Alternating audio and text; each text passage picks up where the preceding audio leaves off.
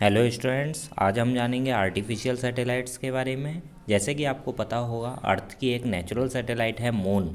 उसी तरीके से साइंटिस्टों ने कई सारी सैटेलाइट्स बनाई हुई हैं जो कि रिवॉल्व करती हैं अर्थ के एटमॉस्फेयर के बाहर स्पेस में। उन्हें आर्टिफिशियल सैटेलाइट कहा जाता है। तो artificial satellite are human made object, human के द्वारा बनाई हुई होती हैं, ऑर्बिटिंग द अर्थ, जो अर्थ ऑर्बिट में होती हैं, and other planet in the solar system, जो सोलर सिस्टम के अदर प्लैनेट पर या अर्थ के ऑर्बिट में लगाई जाती हैं, जिससे कि इन्हें यूज़ कर लिया जाता है अलग पर्पसेस पर। They are use to study the planet, planet की स्टडी के लिए। They help us communicate, navigate, इन सभी पर्पज से यूज़ किए जाते हैं। दे ऑल्सो इनेबल अस, ये हमें इनेबल करती हैं टू ऑब्जर्व डिस्टेंट ऑब्जेक्ट, दूर वाले जो ऑब्जेक्ट हैं इन द यूनिवर्स, उन्हें भी हम ऑब्जर्व कर सकते हैं। तो हमारे लिए काफ़ी यूज़फुल होती हैं आर्टिफिशियल सैटेलाइट्स। जो भी हमारा कम्युनिकेशन है या नेविगेशन है किसी भी चीज़ के लिए, या वेदर फोरकास्टिंग है, सभी के लिए हम आर्टिफिशियल सैटेलाइट्स का यूज़ करते हैं। तो आइए स्टार्ट करते हैं इस चैप्टर को। डिफरेंट टाइप की different artificial object, artificial satellite जो हैं उनके बारे में जानते हैं। सबसे पहली जो हमारी है, these are mainly use to check the climate and weather condition. ये क्लाइमेट और वेदर कंडीशन को चेक करने के लिए मेनली इसका यूज़ होता है। They are also called meteorological satellite. ये मीटियोलॉजिकल सैटेलाइट भी कही जाती हैं क्योंकि इन्हें मीटियोलॉजिस्ट यूज़ करते हैं। मीटियोलॉजिस्ट का जो मेन काम होता है वो होता है क्लाइमेट और वेदर कंडीशन को फॉरकास्ट करना। तो इसीलिए ये सैटेलाइट भी मीटियोलॉजिकल सैटेलाइट कही जाती हैं। इन सैटेलाइट का नाम है वेदर सैटेलाइट। वेदर सैटेलाइट जो हमें मौसम की जानकारी देती हैं कि हमें आने वाले खतरे से या नेचुरल कैलेमिटीज़ जो होती हैं जैसे कि अर्थक्वेक वगैरह, इनसे हमें ये पहले से अलर्ट कर देती हैं, या फ्लड वगैरह भी हो सकती है। तो ये वेदर सैटेलाइट्स कही जाती हैं। उसके बाद नेक्स्ट देखते हैं दूसरी जो हमारी हैं, These satellite transmit telephone, television, radio and internet signal over long distance। लंबे डिस्टेंस तक ये जो सैटेलाइट है इनकी हेल्प से टेलीफोन के सिग्नल, टेलीविज़न के सिग्नल, रेडियो के या इंटरनेट के सिग्नल, जो कि हमारे लिए बहुत ही ज़्यादा यूज़फुल सैटेलाइट्स हैं। इन सैटेलाइट के जरिए एक चीज़ के, किसी भी ऑब्जेक्ट के टेलीफोन, टेलीविज़न या रेडियो के सिग्नल दूसरे तक ट्रांसमिट होते हैं और इनके थ्रू हम आपस में बातचीत कर सकते हैं। ये कम्युनिकेशन सैटेलाइट्स कहलाती हैं। कम्युनिकेशन सैटेलाइट्स के बाद हम थर्ड वाली देखते हैं, नंबर 3 जो हैं, these satellite help to find the geographical location of aircraft, ship और एनी अदर ऑब्जेक्ट।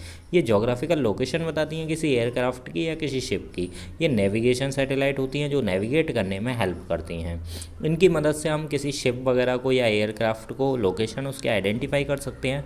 ये डायरेक्शन भी बताती हैं शिप वगैरह को। चारों ओर जब वाटर होता है तो उन्हें नहीं पता कहाँ जाना है, तो वो इसकी हेल्प से अपना एरिया चूज़ कर सकते हैं। देन उसके बाद नंबर 4 देखिए। नंबर 4 है, this satellite are mainly use to observe the earth. ये सैटेलाइट मेनली यूज़ की जाती हैं अर्थ को ऑब्जर्व करने के लिए। These are use to monitor the environment, ये एनवायरनमेंट को मॉनिटर करती हैं, एंड द वेजिटेशन, वहाँ की कैसी वेजिटेशन है, एंड फॉर मैप मेकिंग, और मैप मेकिंग में भी हेल्पफुल होती हैं। आपने मैप देखे होंगे अलग अलग फिजिकल, जोग्राफिकल, तो ये जो मैप बनते हैं ये इन्हीं सैटेलाइट की हेल्प से होती हैं। इन सैटेलाइट का नाम है अर्थ ऑब्जर्वेशन सैटेलाइट। नाम से भी आपको पता चल रहा होगा, अर्थ ऑब्जर्वेशन सैटेलाइट्स वो सैटेलाइट हैं जो अर्थ को ऑब्जर्व करने में हेल्प करती हैं। अर्थ को पूरी तरह हम मॉनिटर कर सकते हैं, कहाँ का एनवायरनमेंट कैसा रहेगा वो इसके थ्रू हम जान सकते हैं, कैसी वेजिटेशन होगी या मैप किस तरीके से बनाया जाएगा। उसके बाद नेक्स्ट देखते हैं नंबर 5। नंबर 5 जो हैं, दीज सैटेलाइट आर यूज्ड, इन सैटेलाइट को यूज़ किया जाता है ऑब्जर्व फेरा अवे गैलेक्सीज, जो हमसे बहुत दूर हैं, फार अवे, उन गैलेक्सीज के लिए यूज़ किया जाता है। Stars, planet, natural satellite, stars की स्टडी करना, प्लैनेट की, नेचुरल सैटेलाइट्स की स्टडी करना, अदर ऑब्जेक्ट जो भी स्पेस में मौजूद हैं जैसे कि कई कैलेस्टियल बॉडीज़ होती हैं, कॉमेट होते हैं, हमारे एस्टेरॉयड होते हैं, उन सभी की स्टडी इन सैटेलाइट्स की मदद से की जाती है। क्योंकि ये सारी चीज़ों की स्टडी एस्ट्रोनॉमर्स करते हैं, इसीलिए इन सैटेलाइट का नाम एस्ट्रोनॉमिकल सैटेलाइट्स होता है। एस्ट्रोनॉमिकल सैटेलाइट्स ऐसी सैटेलाइट्स होती हैं जो बहुत दूर हमारी गैलेक्सी से भी फार अवे जो स्टार हैं, प्लैनेट हैं, नेचुरल सैटेलाइट हैं और अदर जो भी बड़े बड़े ऑब्जेक्ट हैं उन सभी को क्या करती हैं, स्टडी में हेल्प करती हैं।